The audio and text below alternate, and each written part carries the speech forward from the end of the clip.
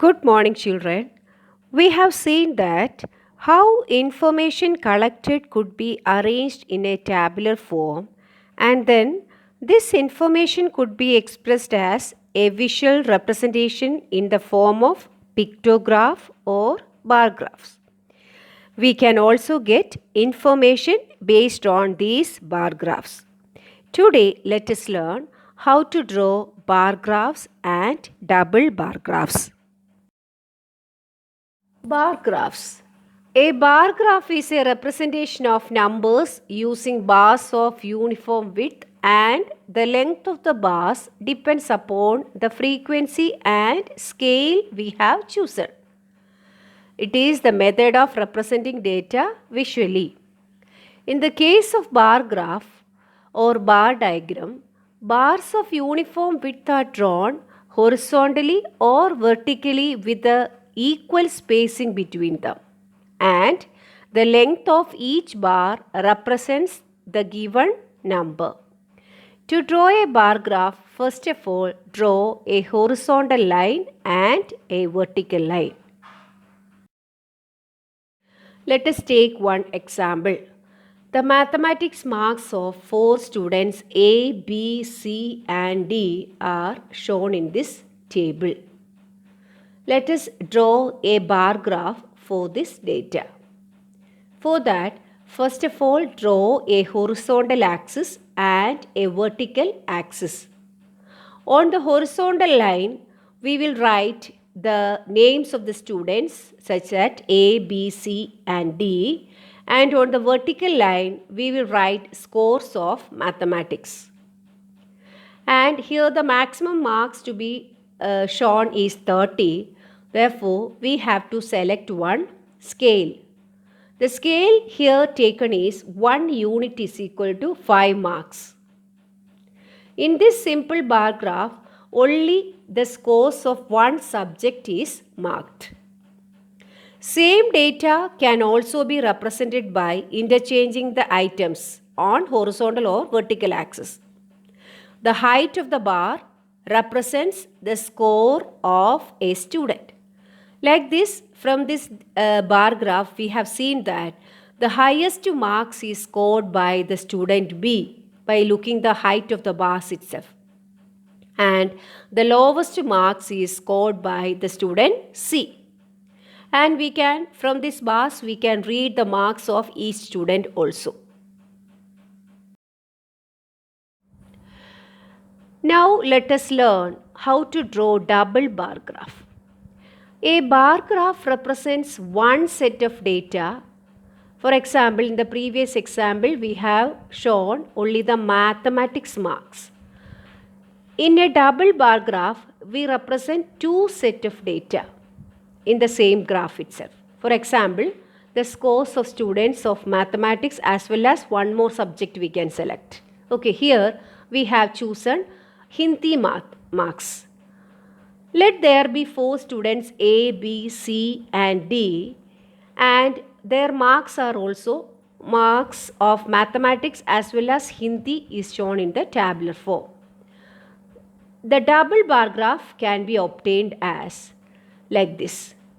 First of all, we have to draw a horizontal line and a vertical line. The horizontal line is called the x-axis and the vertical line is called the y-axis. On the horizontal line, we will write the names of the students, and on the vertical line, we will write the scores of mathematics and Hindi. Now, let us choose one scale for this one. For that, we have to identify which is the maximum score of this student. The maximum score is 40. Therefore, till 40 we have to show on the y-axis, that is the vertical axis. For that, the same unit we can choose, that is as 1 unit is equal to 5 marks. Thus, on the vertical axis we have taken the marks as 0, 5, 10, 15, 20, like that we can choose. In a double bar graph, both scores of Hindi as well as math is marked.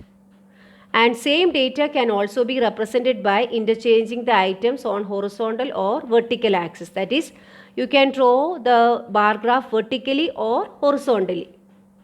The height of the bars represent the scores of the student. Thus, we have drawn this data in this double bar graph like this.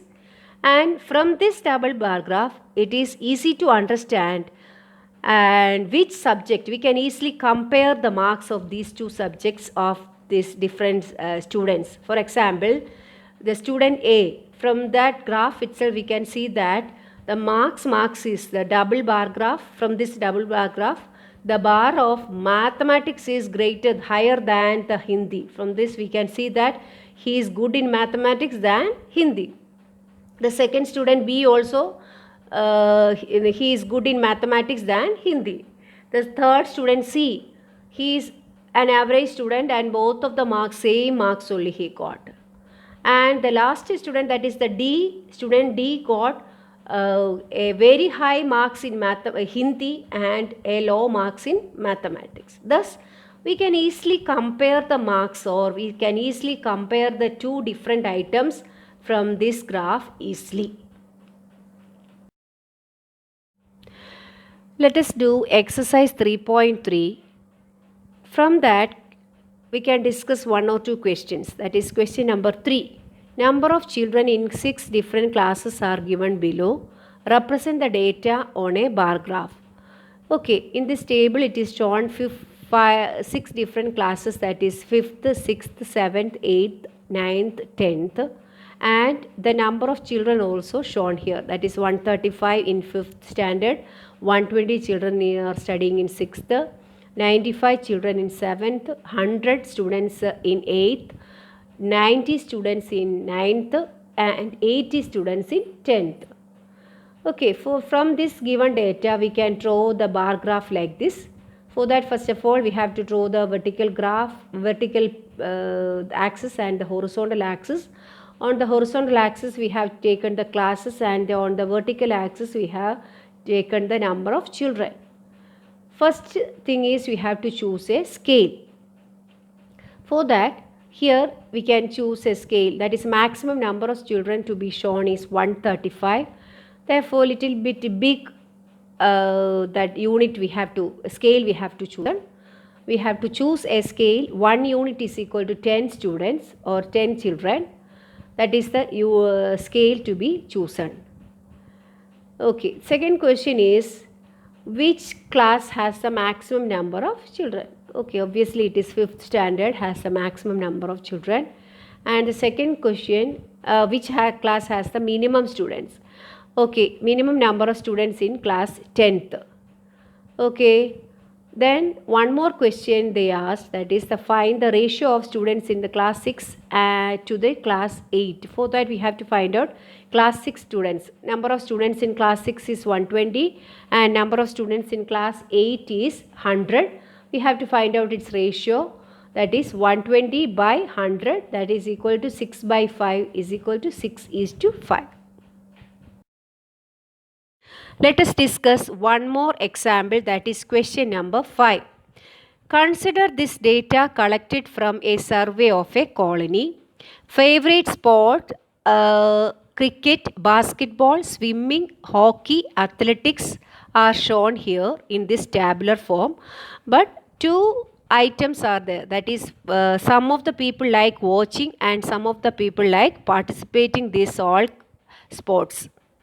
We have to draw a double bar graph choosing an appropriate scale, and then we have to answer the following question, that is what do you infer from the bar graphs, and second one, which sport is most popular and which is more preferred or watching or participating in sports.